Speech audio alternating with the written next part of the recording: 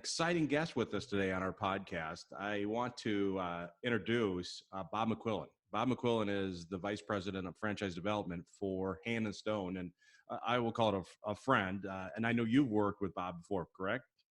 Yes, I love working with Bob. He's a lot of fun.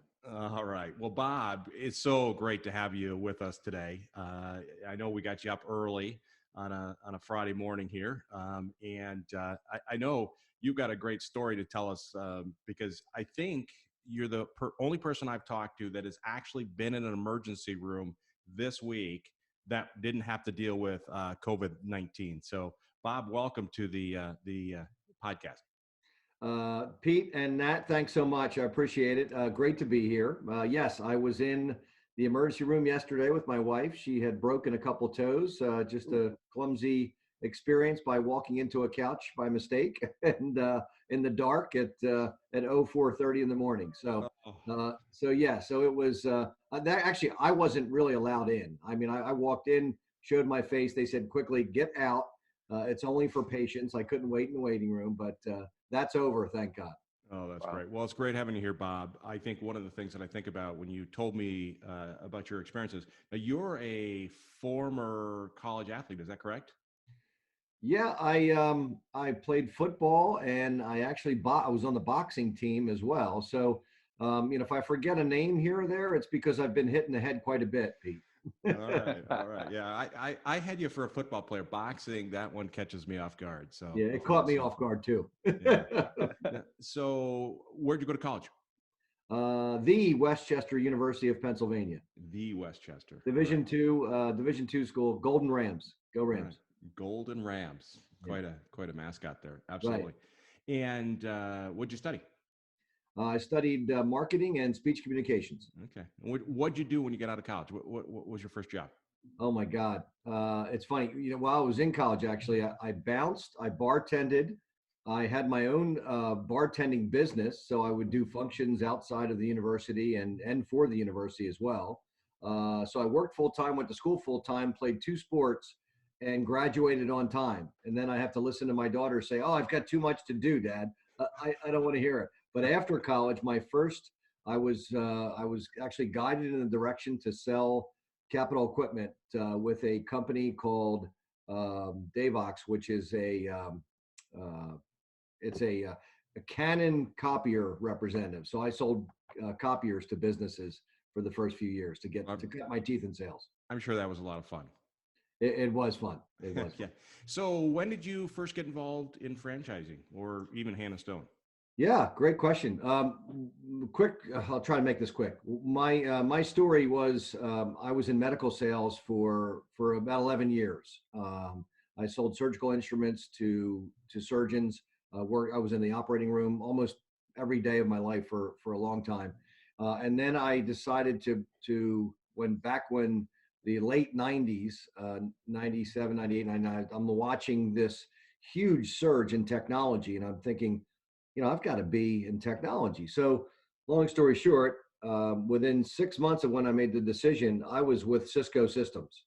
And it was, first year I made a lot of money. And I thought, wow, this is my place. I will never leave this company. I had stock options and things were going great. Well, a year later, the crash happened. And myself and along with another 9,000 other really nice folks were basically given another career opportunity. So at that point, I could have gone back to medical, but I decided to take a shot into technology into franchising. And there's that boxing stuff happening again. Yeah, right, exactly.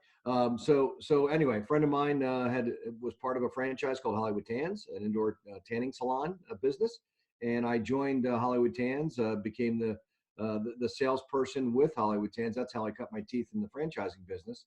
My wife and I actually owned a number of Hollywood Tans ourselves. So we kind of repeated the process because it worked there. And then found myself about 7-8 years later joining Hand and Stone. So what year was that, roughly? January of 2010, I joined Hand and Stone. Okay. And how many franchisees did they have when you started? We had 28 locations. I believe we had about 25 or 26 franchisees. Wow. And today we're getting close to the 500 mark right now. So there's not many franchises that do that in the industry, as you know. Wow. So almost 500 locations opened or under development in what, 10 years? Correct. Wow. That's pretty amazing. And we have not closed one. This is our fourth year of not having closed a Hand and Stone business in the system. You guys have had a pretty good success rate, haven't you? I mean, I know in your overall period of time with franchise system, I mean, you guys have been very successful franchisees. It's about a 98% success rate when you look at the total closings in the history of the franchise, which is amazing. And a couple of those were due to the recession back in 07, 08 timeframe, where a couple of the anchors went dark in the centers that these businesses were in. And because, real estate's a major pull for us, it hurt our businesses. So we did close a few locations back then, but we've only closed one or two in the last decade. Wow, that's absolutely amazing. What was one of the biggest challenges that you found as you developed this franchise system from 25 to 500? What are some of the biggest struggles you had or lessons you learned? Yeah. So for us, if you were to kind of pinpoint a challenge in our industry, it has been, there's an upside to this though, actually, because what we're going through now. But the challenge has been massage therapists have gone, if you think about this, if you and I and Nat, in our generation, right? Think about growing up. Did you ever get a massage? No, right? I mean, my father was an 8th grade history teacher and a football coach. So there was no pampering for the McQuillan boys in our house growing up. Getting a massage was, I mean, we might as well just hit the lottery, for God's sakes. But today, and we all have kids. I mean, I have 2 daughters, and they've had probably God knows how many massages or facials in their lifetime, more so than I ever had by the time I was 40. And today, it's a routine event for people. So this is really, it's almost like having a gym membership anymore. When you just figure you're gonna get a massage or a facial every month. I mean, that's kind of what people do now. So the biggest challenge for us, because of the surge of opening businesses like Hand and Stone and our competitors, we've seen, obviously the massage therapist pool depleted. So we've had a tough time. That has been the one challenge. Is really, this has to be kind of, right, you're a Ford guy, right? This has to kind of be job one for an owner of the business, is making sure you're recruiting all the time. So that has been the challenge. Now, on the upside, Pete, I'll tell you that this pandemic, in a quirky way, is going to be a positive for us when we come out of it, because there's going to be a lot of these independent mom and pops, small kind of ancillary services that they produce in their business. Like if you're a hair salon or a nail salon, you might offer massage or facials, but you only probably have 1 or 2 employees that do that.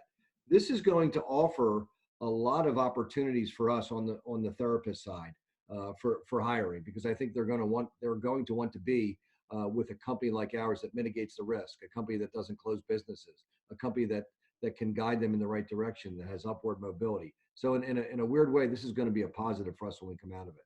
So let's unpack that a little bit. So one of the things you said is that it's hard to find massage therapists. How do you guys separate yourself from the competition in a normal market? So we'll get into the pandemic here just a bit, but how do you separate yourself from helping them find, train, and most importantly, retain massage therapists? Yeah.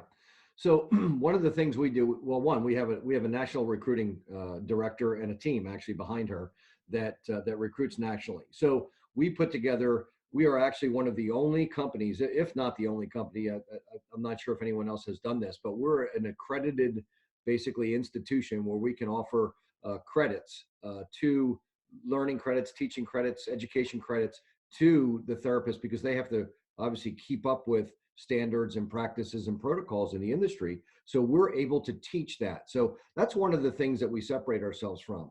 One of the other things we separate ourselves from is we do not only massage, but we do facials, we do hair removal services. I know you've been a customer of ours, Pete. Yeah, absolutely. We've done a really nice job with you. But from a massage standpoint, we work with all the schools across the country. We help them develop programs and protocol. We're an accredited institution, as I mentioned, offering education credits to the therapist. So those are a few ways that we set ourselves apart, amongst obviously being offering an opportunity with our franchise that can offer upward mobility. You could become a manager, you could become a lead therapist, which is kind of the quarterback of the therapist team. You can own a business. We've had managers that have grown through the ranks and then bought a franchise. So there's a lot of opportunities from an upward mobility standpoint that you just wouldn't have in a very small business or your own practice. So you guys do an exceptional job helping them find and retain a good therapist. So what else separates you guys from, because there's a lot of people playing in the space, the massage space, right? So what else separates you guys from the other franchises out there today?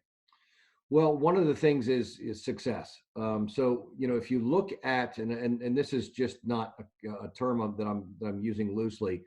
If you look at what we've done in the 10 years that I've been here, we were not even a blip on the radar in the franchising industry, right? I mean, we weren't on Entrepreneur Magazine's Franchise 500. We were on no watch list whatsoever.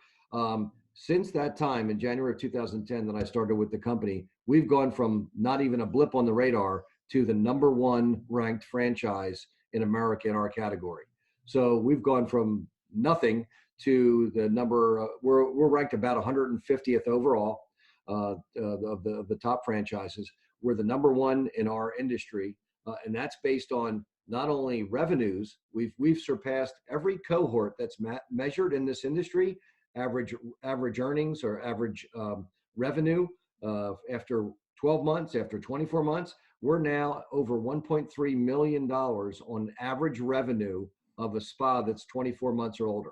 So that beats everybody hands down in our category. So it's when I say success, not to mention the fact that here's a stat for you. This is unbelievable. I don't know that you'll find this in any industry. In the year 2018, now 2019 numbers, if you know franchising, are just coming out now because everyone has gone through their audit in the first quarter. In 2018, Hand and Stone opened 50 locations, did not close a single location. Our competitors, Massage Envy, if you net out openings and closings, closed 8. Massage Heights, I think, opened 5 or 6. Elements closed 7 or 8. And then Hand and Stone, no closings, opened 50. So how are we doing? Awesome. One a week. That's pretty good. Yeah, that's about what we're averaging for the last 3 or 4 years. So one of the things you guys have clearly surpassed the competition. Is your product different or your services? What kind of has allowed you to, or is it marketing? What has allowed you to accelerate to surpass the competition or be the competitive leader? Yeah, it's a great question. I think I would say all of the above. From a service standpoint, a lot of our competition, they offer massage and they might offer facials. Some of our competition only offers massage. We offer massage, facials, and the hair removal business, waxing as well. And not only that, we have 2 full comprehensive skincare lines. We use a Dermalogica, which is a globally known brand, as well as Clarity RX, which is more of a med spa type product. Our estheticians love working with both of them. And they're very reputable, and they carry weight when it comes to the female that wants to take care of her skin.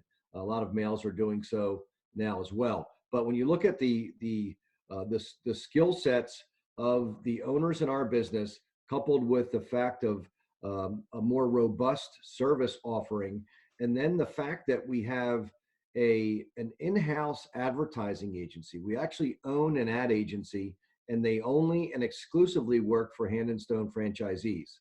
It's called HSM.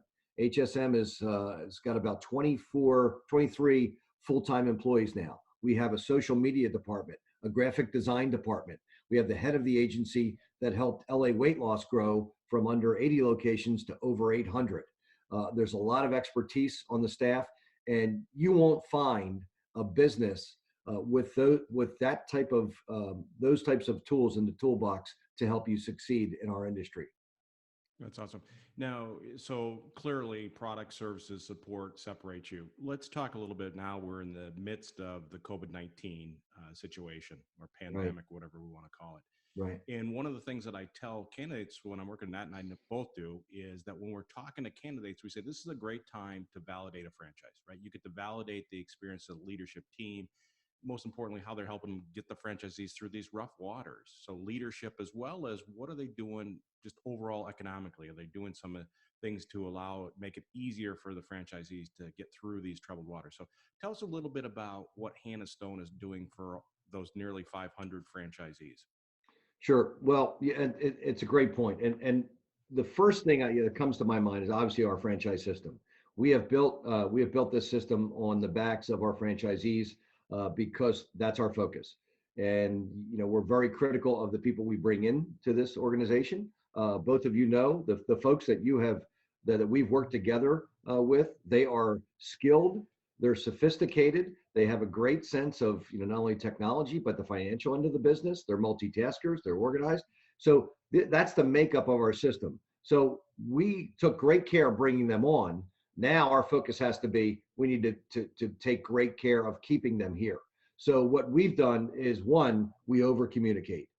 Every week we have webinars and conference calls with our franchisees to talk to them about updates, what we're doing from not only internally, what we're doing from an operations perspective to gear up at the end of this, to come out of it, because that's really what we're prepping for, right?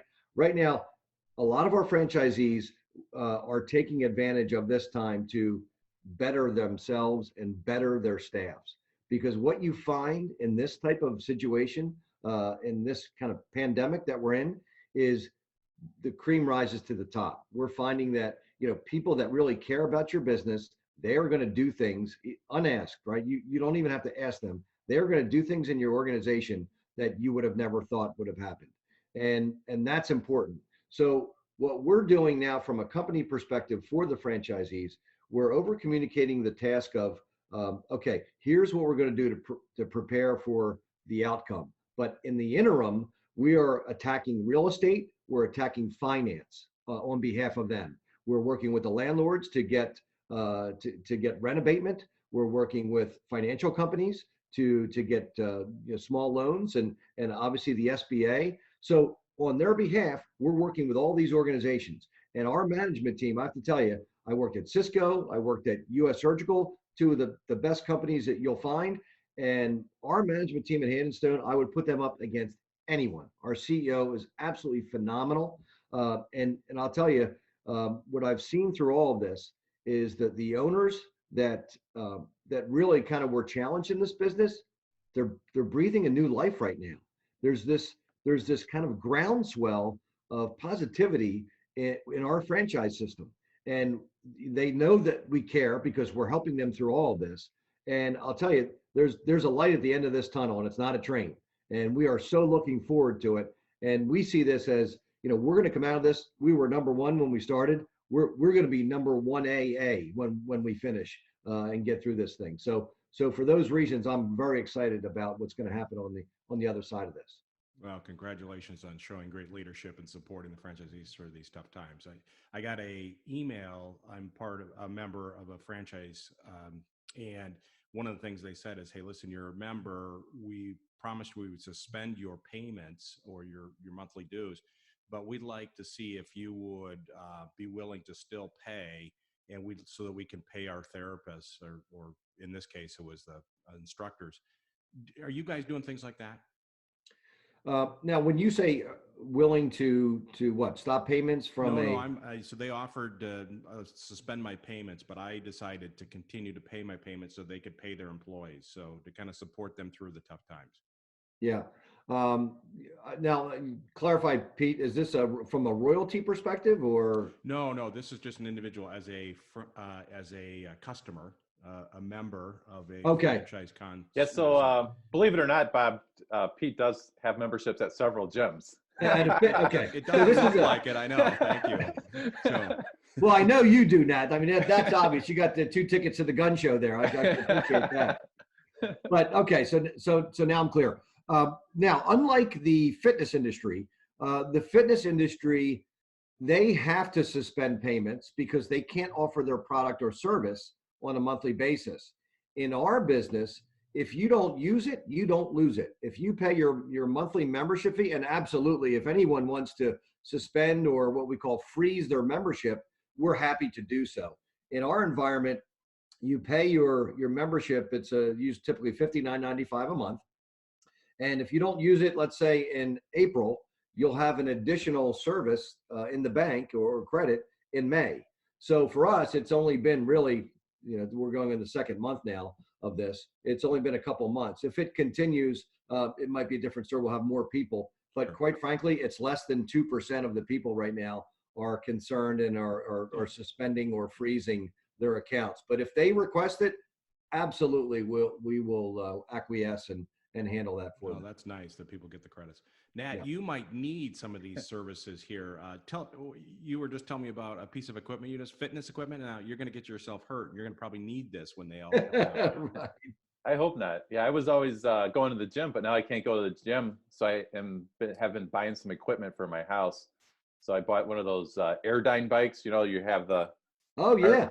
and the light. Yeah. So that's been kicking my butt. And then also I bought some adjustable barbells or dumbbells. So I've been doing some of that at home too. That's yeah, awesome. I would love to get a massage at some point. Anytime, you guys know that. Anytime at all. Well, Bob, you're talking about your daughters having massages, and I think my daughter's a member of Hannah Stone. My wife is a member of Hannah Stone. I go there all the time from that standpoint. So we're big fans, and I think as we talk about massage used to be just something that you enjoyed, right? It was a want. And today it's more of, in my opinion, a need. We know that we have to stay flexible, limber, and I'm the world's worst. But this idea that we have to leverage this in our lifestyle, and I think doctors are even telling people in some cases to get massages. So it's really now part of our lifestyle. It is, and actually, over 70% of the HMOs and PPOs will reimburse for a massage with a doctor's script. So it is. It's commonplace. It's the number one reason for that people come to our businesses and get a massage is because of stress. So and even the big concern with our investment used to be, you know what? How is this going to react in a down economy? And when my wife and I invested in this business, it was 2009. So it was the tail end of one of the worst recessions we've had in the history of this country. And what I learned from it is from '06 through '09, the company itself grew by 15% at a compound annual growth rate. So that to me was phenomenal. 15%, I'm thinking, wow, what will this business be like when we get out of this recession? And my father, who's as I mentioned, he's still 88 today, kicking. He still drives. He works out. He lifts weights. He's on the treadmill all the time, and never minces words. He said, Bobby, you've made some stupid decisions in your life. This is back when we invested in Hand and Stone. He said, this by far is the dumbest. He said, you're investing in a luxury business at the end of a recession. He said, what are you thinking?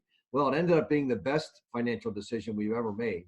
And I can't say enough about this business, because it's almost like, alcohol, tobacco, lipstick, those things don't know a recession. You're going to continue to do those things in a recession or in great times. Same thing with massage and facials. I'll be darned.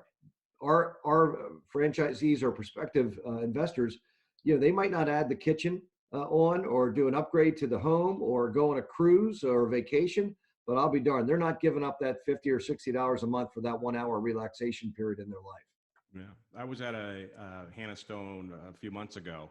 I had tweaked my neck, and so I decided to go get it released and stuff like that. So I am sitting in the lobby waiting for my session, and it was so fun. One guy walks out of his session. He walks to the counter to pay, and he basically goes, honey, I don't think I can drive home. I'm intoxicated on the massage.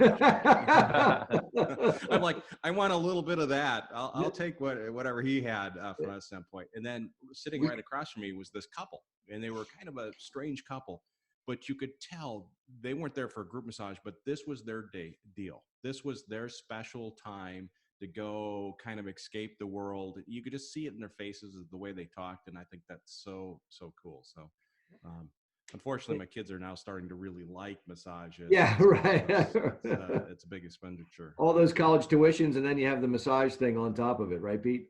Yeah, that's college. It's a great point though, because there's nothing funner than being in a business that helps people. Because our CEO, he's former transmission guy, so he was with Amco Transmissions, double A, beep beep, MCO. I'm sure you've heard of that, being in Chicago. And he always says, no one buys a gift card to a transmission business. But with Hand and Stone, it's amazing that our business has been built on advertising for gift cards. It's the number one gift card industry in the world. And when you see what happens when people come in with their gift card, and like you said, a first time user of this, they just can't, I can't tell you how many people I've said, now, when's the last time you had a massage? I never had one. And then they go to a Hand and Stone and experience that Hand and Stone experience, like you just mentioned. And it is really a gratifying thing. And that's one of the things that I'll always be thankful of is, with our business, you come in, you leave feeling better than you did when you got there. So it's really neat from that perspective. Yeah. So you and your wife owned, the best I could tell, 2 or 3 Hand and Stone franchises for we had 11 years? Yeah. 10 years. We had three spas. Correct. All right. So what is the craziest experience you had with maybe a member doing something crazy, or any kind of crazy stories associated with owning those that you can, let me clarify that you can tell us about? Well, yeah, right. So there's a few over the years, but one comes to mind. We had, people don't realize that, everything you do these days is on camera, right? Certainly not in our rooms. There are no cameras in our rooms, but in the hallways, in our break room, in our lobby, there are cameras. And as you know, we sell product. Well, there was one person who had taken liberty with our product and kind of put it in her purse, and we obviously noticed that there was product missing, and we obviously called her out on it. We made a phone call. We said, ma'am, you've it looks like you took some product without paying for it. We'd like you to bring the product in. And she's of course denied it. I said, well, we have you on videotape. If you'd like to come in and see it, we can show you, or we can have the police give you a call. No, I'll come in. So that has happened a couple times, but because we have such a great security system, we're able to kind of tackle that issue. And all franchisees have those security systems? Yeah, every business has the camera. It's a must-have, absolutely. Now, you guys are the most successful, right? Are you guys still looking for additional franchisees at this point? Wow, absolutely. We mentioned we're getting close to 500 locations in North America. We have about 31 in Canada. Has never closed a business in Canada, and then the rest of the balance of the locations are in the United States. Now, in the United States alone, we estimate approximately 1,500 locations. So we have about 430, 440 in the United States. So we've got another 1,000 locations that we can put in this country alone. So absolutely, we're looking for franchisees. You got some work to do. Yeah. Hey, Bob. Well, you guys have some work to do as well. What kind of, so you're talking about that made me think about what kind of help or assistance do you guys give for real estate to help these guys find locations and all that? Yeah, that's a big topic right now, Nat, because we're finding now not only are existing franchisees taking advantage of this time, because a lot of the landlords out there are helping them and giving them rent abatement in the down period. But what we do is we have a real estate department. And because, I always say we have to do two things as a franchisor in this business on the front end to get this thing right. Because we know this service, this product, this concept works everywhere in North America. It doesn't matter if it's hot or if it's cold, if it's rainy, if it's dry, it doesn't matter. This business works. Everyone loves to get pampered. Everyone loves to get a massage or a facial, take care of themselves. So what we have to get right is the actual franchisee, and then the real estate. So we've got to get the right location and the right franchisee to operate the business, and then we're golden. And real estate is just, it's almost half the battle. We have a real estate department, and we actually see every site on location. We're with the franchisee in the car, driving with the real estate, interviewing local businesses. We negotiate the real estate for them, the letter of intent, the work letter. We get them tenant improvement allowance from the landlord, which is basically a check back to them within 30 days of them opening their business. We negotiate all of that. And then we actually make comments on the lease as well. So there isn't anything we do, or there isn't anything we don't do in the real estate process leading up to them signing their lease. Wow, that's huge. Yeah, it is, because a lot of franchisors, and it just spells it out in the document, finding the real estate and negotiating the lease is on them. We just don't see it that way. We find it in every part of our business and support. We find the fact that we hold the franchisee's hand through the entire journey. We find that one of the most critical elements of what we do. What are you guys, I know you're thinking about 1,500 locations, but what, like, kind of short term, maybe 2 to 3 year plan, what are you guys kind of seeing, or what are your goals? Yeah, we, as you guys know, we are not a franchise that likes to sell huge deals. We don't sell 10 unit, 15, 20 unit deals. We don't sell big area development deals where they can buy an entire state.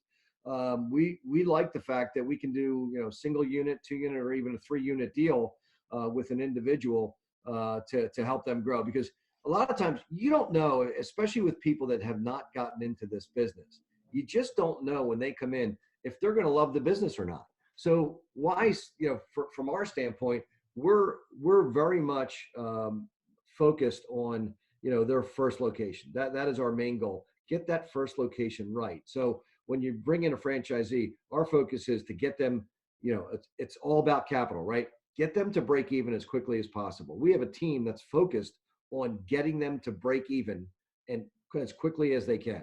And, that's really the joy of franchising, is to have people make money. I mean, Right. the only way we can make money is if they stay in business. So let's make sure they do. And that's kind of our focus and part of our major, I think one of the major reasons that we are number one in the industry, because we are kind of laser beam focused on that. So is it a little bit of a mix of existing owners opening up more locations, but then also brand new owners coming into the system? Yeah, great question. Great follow-up, because what has happened, because our focus has been on their first location, because if they don't succeed in their first, Nat, they're Right. never going to open a second or a third or fourth. Now we're comprised of almost 60% of our locations are multi-unit owners. That's great. And Pete can attest to this. Some people come in buying one. Just a few weeks ago, one of Pete's clients just bought their second location. They haven't even opened their first yet, but they bought their second location. And Pete now can pay for some more massages and facials for his kid.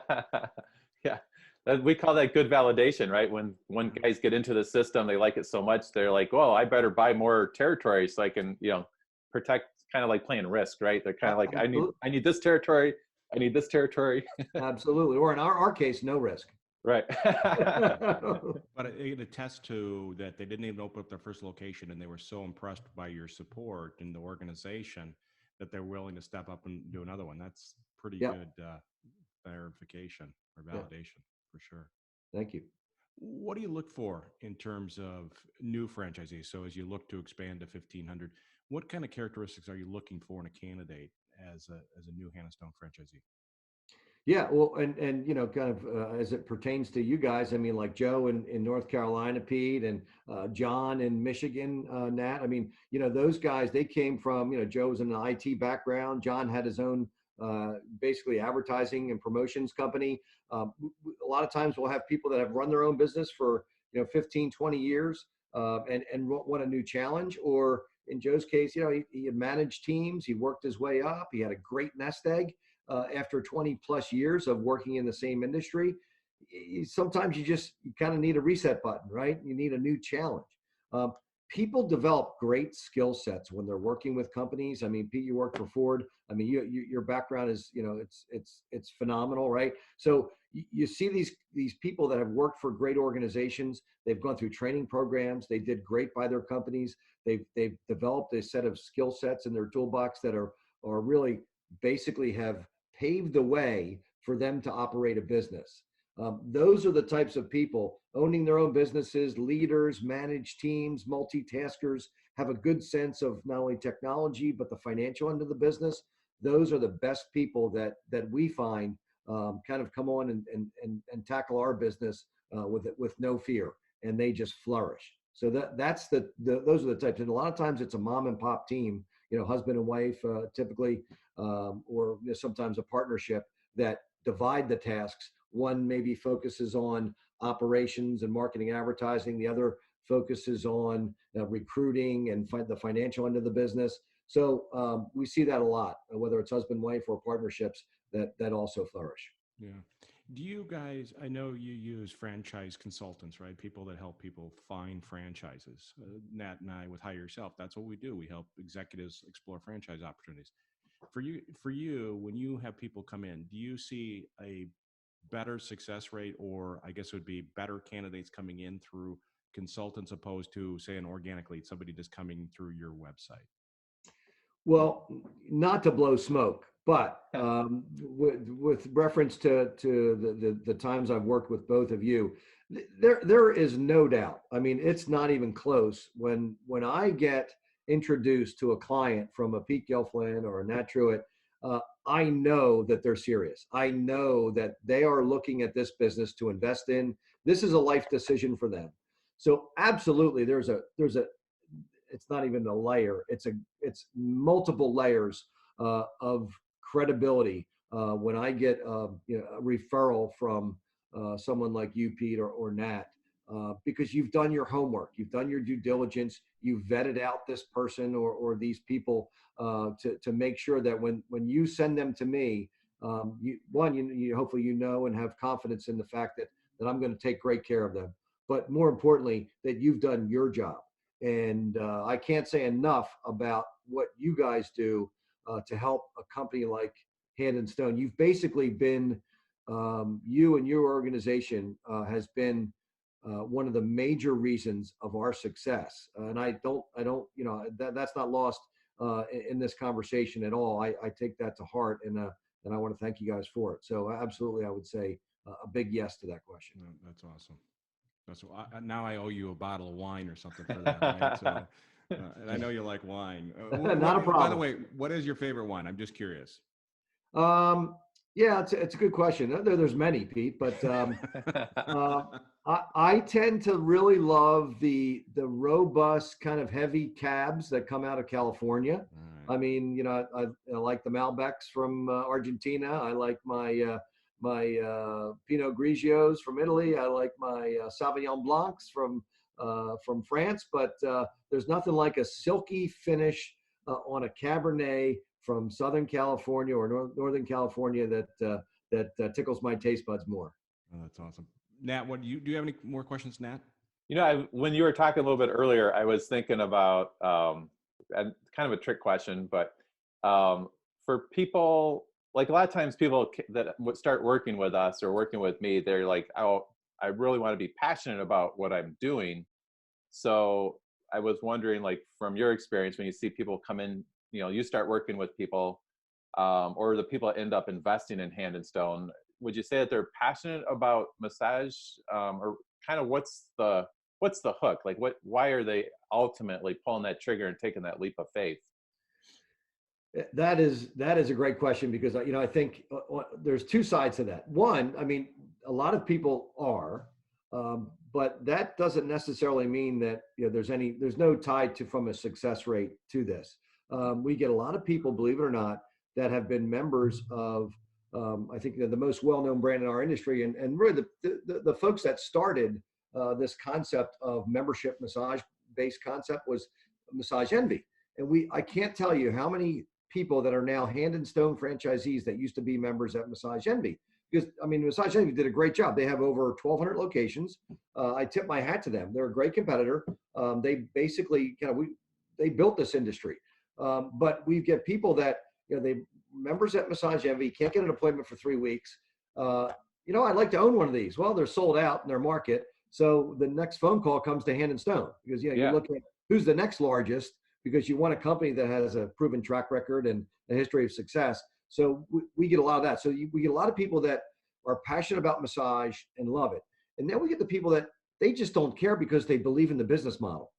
Some people that have never had a massage before have become the best business owners because their only focus is bottom line, right? So they understand that you do this business right and follow this model, you will succeed, and there is a huge benefit and a huge pot at the end of the rainbow, so to speak. So you get those people too. So it doesn't matter, but we get both types. I would say more people are massage enthusiasts than not.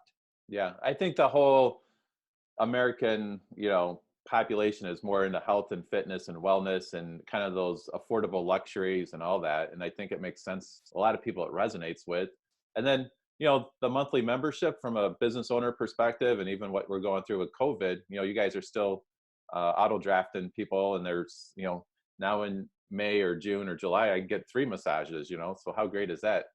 Yeah, right. It's it's going to be pretty awesome when people start, believing again and coming back, and okay to shake a hand or give a fist bump. It's Right. and not wear a mask. We're so looking forward to that, and I hope I believe our customers will be as well. Our guests of Hand and Stone will be excited about that fact.